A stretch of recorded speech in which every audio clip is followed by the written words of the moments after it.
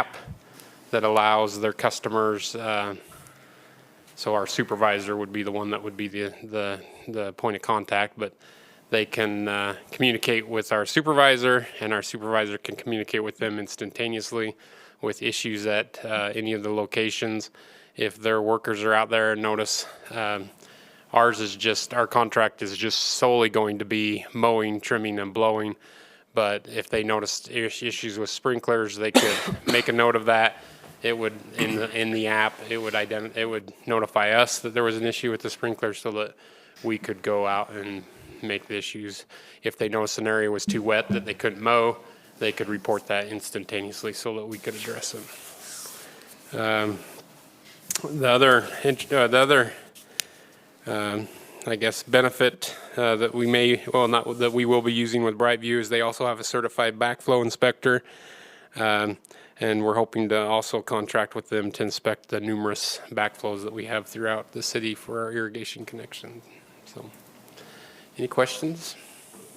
I was surprised how variance there was in the bid. I mean, yeah, there were 5 bidders. 105 to 233 or whatever it was. Yeah, a huge difference between the top and the lowest. The one that's the top one, we've used them a lot in the past, right? We have used them. Yep, they have been one of our 3 contractors that we've used, Jensen Landscaping. Yeah. Matter of fact, all of our bidders that we have that's other than Brightview, the 5 bidders, we have used all of them except for Brightview.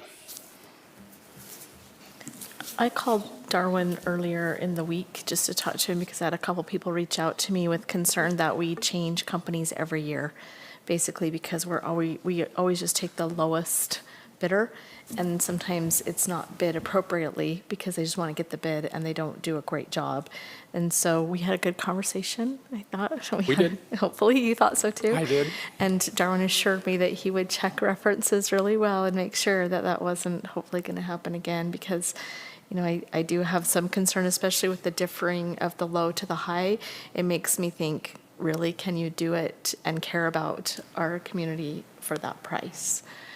And to me, that is actually a concern. But I'm going to trust Darwin.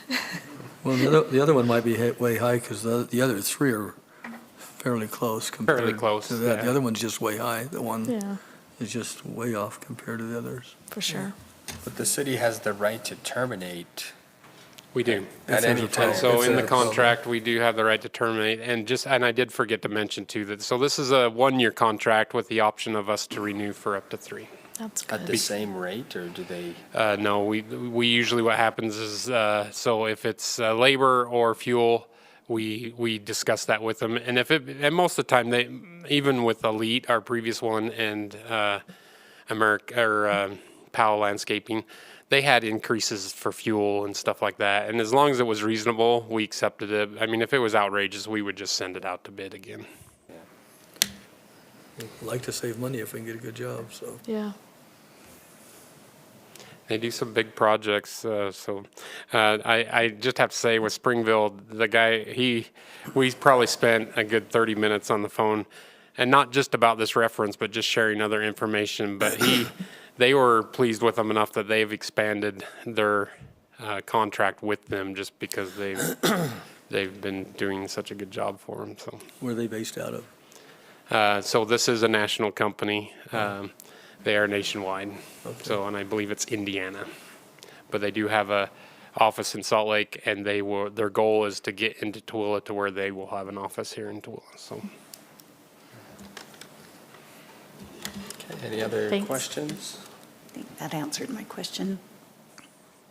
Okay. Yeah, they are a nationwide company. All 3 of the proximity bids, I guess, they're all national-wide companies. So American Maintenance was also bought out by a nationwide company.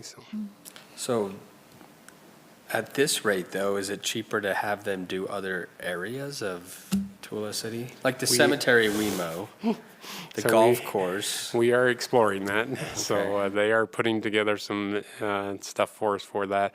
The golf course, the issue you run into is the specialized equipment. Obviously, the roughs and stuff like that, that's just a rough mower. It's the fairways and the tees and the greens that require specialized equipment.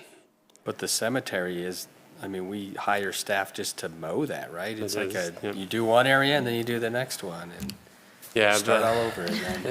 they came out and never quit they mowing. came out and visited our cemetery just to see. It was our cemetery is 19 and a half acres under turf, and the one in Springville they're doing 37 acres right now between the two cemeteries in Springville, and they do it in 2 days. So we'll see. Good question, though. Thank you. Yeah, any other questions or comments? Okay, thanks, Darwin. Thanks. I'll be back shortly. All right, our next item is a closed meeting. We do have a closed meeting tonight to discuss litigation and/or property acquisition. I will entertain a motion to move to a closed meeting. Mr. Chair, I'll make a motion that we move to the closed meeting. I'll second. Okay, we have a motion and a second. We'll take it to a vote. Councilwoman Manzione? Aye. Councilwoman Goches? Aye. Councilman Hanson? Aye. Councilman McCall? Aye. And Councilman Brady also vote aye. Okay, we will reconvene in the large conference room upstairs.